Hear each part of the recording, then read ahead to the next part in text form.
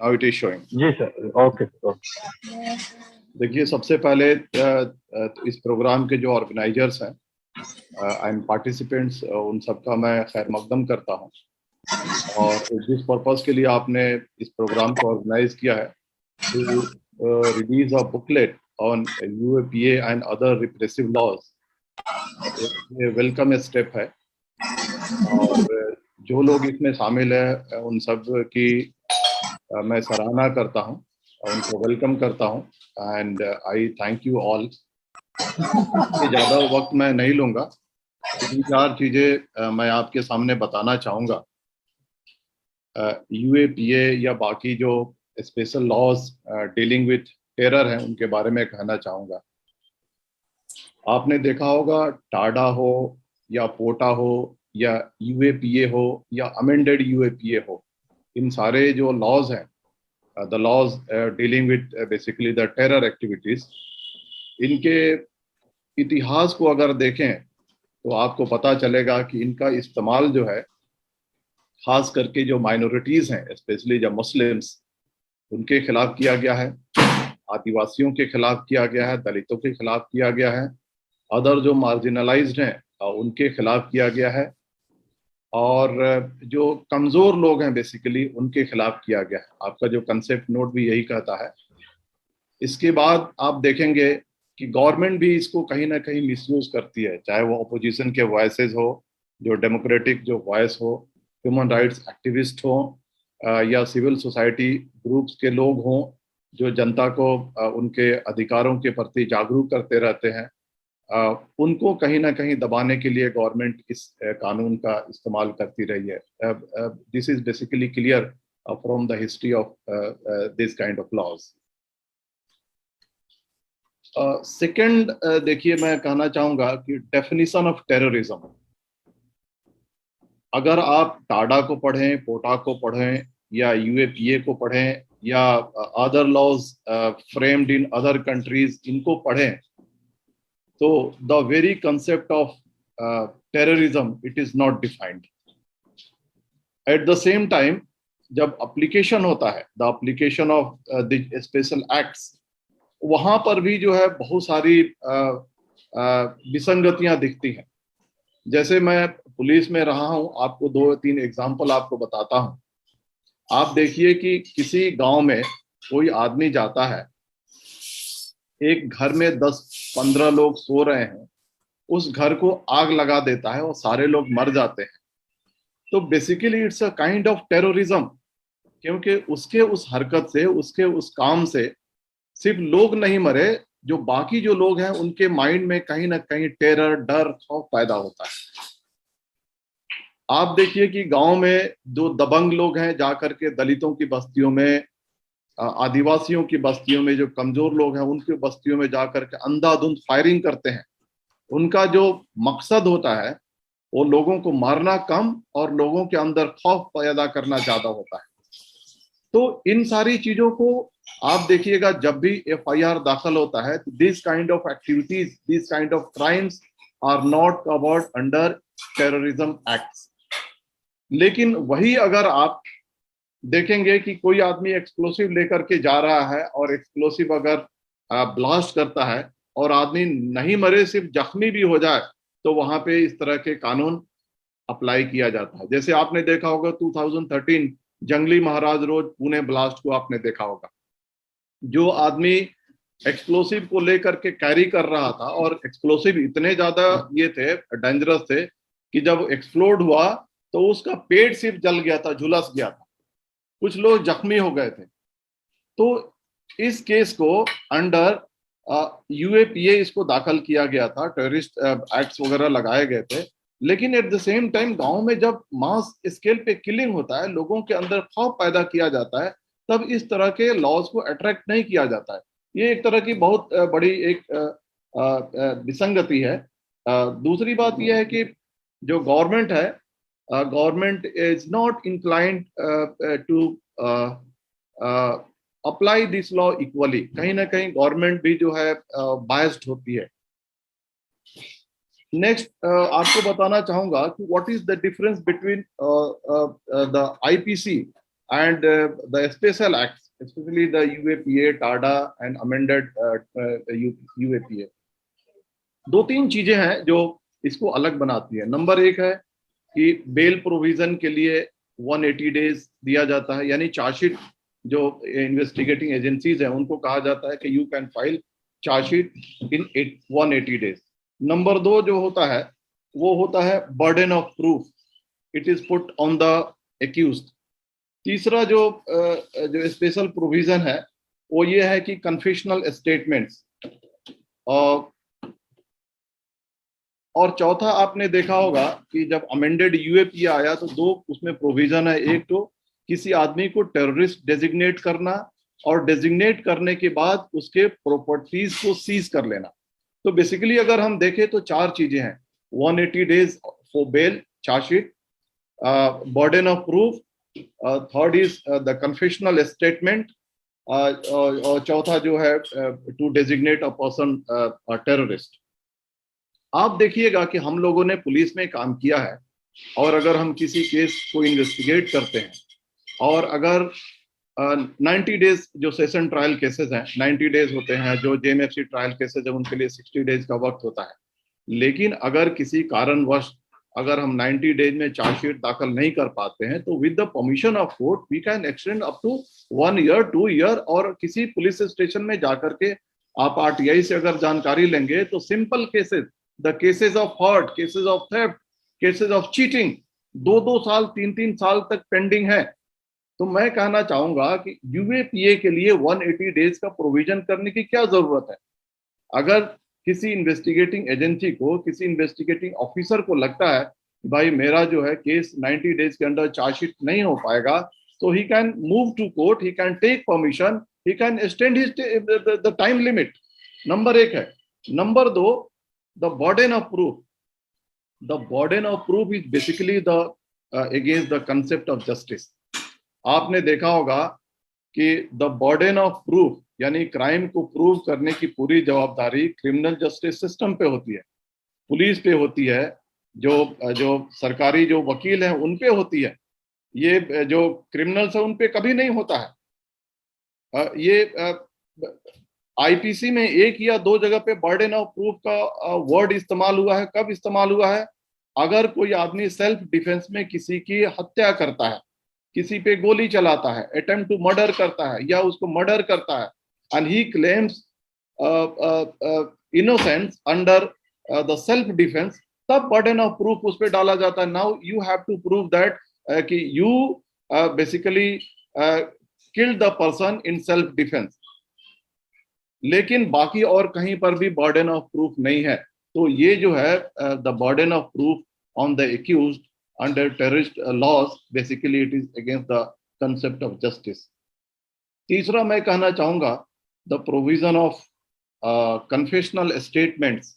आप देखेंगे जितने भी टेरर रिलेटेड जो केसेस हैं उनमें जो कन्फेशनल स्टेटमेंट्स लिए गए हैं, किसी में भी स्टेटमेंट प्रॉपर प्रोसीजर के द्वारा नहीं लिए जाते हैं। आसिफ खान, आपका माइक बंद कर दो आसिफ खान। यह सिक्योरिटी एजेंसीज और बाकी जो ऑफिसर्स हैं कहीं ना कहीं विंडिक्टिव होते हैं। They are inclined to support the FIR, they are not impartial in their attitude. तो ये काम जो है मुझे लगता है कि जो कन्फेशनल स्टेटमेंट जो है as it is under 27 of Indian evidence act, as usual court को ही दिया जाना चाहिए। नेक्स्ट जो है प्रोविजन जो है, जो अमेंडेड यूएपीए में आप लोगों ने देखा होगा कि जो एग्जीक्यूटिव्स है, basically the police, the security agencies and other government officials, they have been given power to designate a person as terrorist.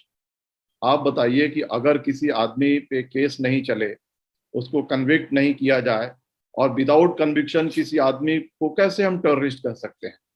It is also against the very concept of justice. Second, उसके properties को बिना conviction के हम कैसे जब्त कर सकते हैं?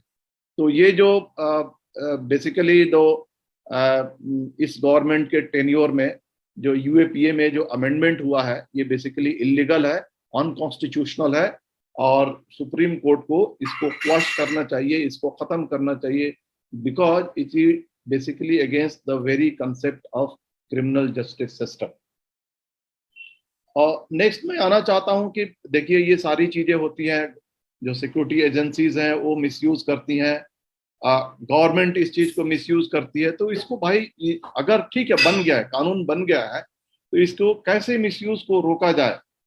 तो मेरे पास मैं कहना चाहूंगा कि 2-3 लेयर है। नंबर एक, जस्ट ए मिनट, 2-3 चीजें मैं कहना चाहूंगा। Government, court and investigating agency, ये तीन जो है इम्पोर्टेंट पार्ट है बेसिकली इस लॉ को बनाने में और अप्लाई करने में और केसेस को डिसाइड करने में। गवर्नमेंट के लिए मेरा ये कहना है कि government should be impartial in their attitude, they should not be vindictive, there should not be any mala fide intention. उनको लगना चाहिए कि भाई डेमोक्रेटिक स्टेट में लोगों को जो है ना प्यार मोहब्बत से चलाया जाता है, बड़े बड़े हथियार गोले बारूद से लोगों को नहीं चलाया जा सकता है, सख्त कानूनों से लोगों को नहीं चलाया जा सकता है, नंबर एक। और अगर इस तरह के कानूनों की जरूरत अगर पड़ती है तो there should be impartial and equal application of law. There should not be any malified intention. There should not be any bias while applying the law. Second मैं कहना चाहूंगा कि जब ये इस तरह के केसेस जब चार्जशीट होते हैं कोर्ट में, तो हमारे जो जजेज हैं, चाहे वो स्पेशल कोर्ट के जजेज हों, हाई कोर्ट के जजेज हों, सुप्रीम कोर्ट को जजेज हों, they should apply basically strict monitoring of these cases. They should do this kind of cases. तो कोर्ट्स का जो है स्ट्रिक्ट मॉनिटरिंग होना चाहिए कि कहीं जो इस एफआईआर के अंदर जो एक्यूज्ड हैं उनको फैब्रिकेट तो नहीं किया गया है, उनको मारा तो नहीं गया है, मार करके उनके स्टेटमेंट को रिकॉर्ड तो नहीं किया गया है, एविडेंस को प्लांट तो नहीं किया गया है, सिक्योरिटी एजेंसीज के जो एटीट्यूड है वो ऑनेस्ट है या मालाफाइड उनका इंटेंशन है। कोर्ट का काम है इन सारी चीजों को जज करना।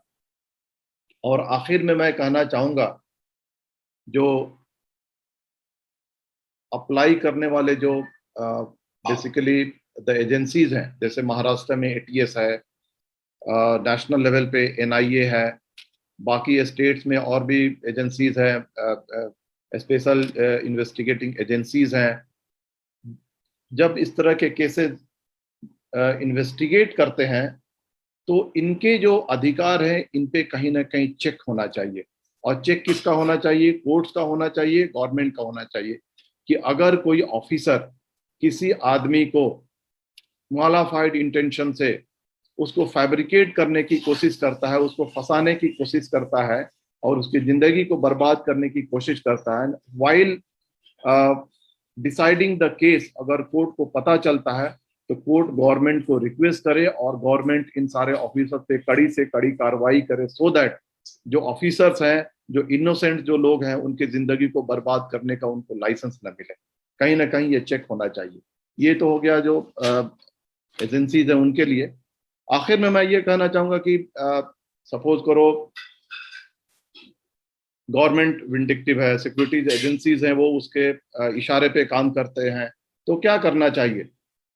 तो मेरा यह कहना चाहता हूं कि लोगों में सबसे पहले इस कानून के प्रति जागरूकता लाने की बेहद जरूरत है कि भाई यूएपीए क्या है। बाकी टाडा पोटा और बाकी कानून तो अब खत्म हो गए, उन पे डिस्कस करने की कोई जरूरत नहीं है। जो यूएपीए है उनके सारे प्रोविजंस पे डिस्कशन होना चाहिए, लोगों को पता होना चाहिए कि जो सेक्शन है क्या कहते हैं और कब ये अप्लाई हो सकते हैं।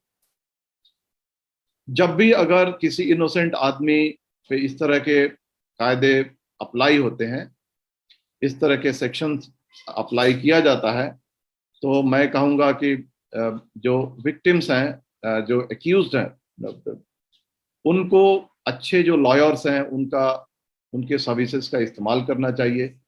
जो सिविल सोसाइटी ग्रुप्स हैं, जो एनजीओज हैं, जैसे आप अभी जो काम कर रहे हैं, इस तरह के लोगों को सामने आकर के लोगों को अवेयर करना चाहिए कि भाई अगर सपोज करो कि 100 केसेस यूएपीए के अंदर दाखिल हुए तो कितने केसेस जो है एक्विटल में तब्दील हुए, कितने केसेस में कन्विक्शन हुआ, और किस तरह से इस कायदे कानून का मिसयूज किया जा रहा है लोगों को दबाने के लिए, इनोसेंट्स को फ्रेम करने के लिए।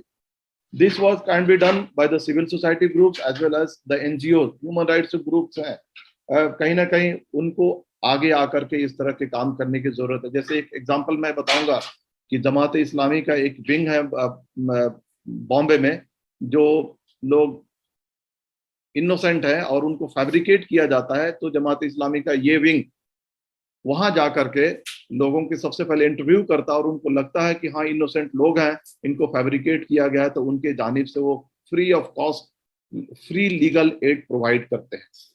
तो इस तरह के और भी एडवोकेट पैनल बने, लोगों के तरफ से लड़ने वाले जो ह्यूमन राइट्स लविंग जो एडवोकेट्स हैं वो सामने आए, और इस तरह के केसेस को फ्री ऑफ कॉस्ट लड़ा जाए। क्योंकि मैंने शुरू में ही कहा था कि इस तरह के केसेस में गरीबों को, दलितों को, आदिवासियों को, मुसलमानों को, जो कमजोर हैं, उनको कहीं ना कहीं फंसाया जाता है और उनके पास पैसे की कमी होती है।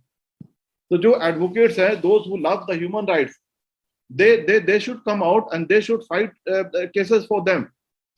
एक ये होना चाहिए, और एक प्रॉपर ऑर्गेनाइजेशन बनना चाहिए हर स्टेट में, जो फ्री लीगल एड बॉम्बे में दिया जाता है उस तरह के हर स्टेट के कैपिटल में इस तरह के ऑर्गेनाइजेशंस बने, और जो इनोसेंट्स हैं उनको कहीं ना कहीं मदद करने की कोशिश होनी चाहिए।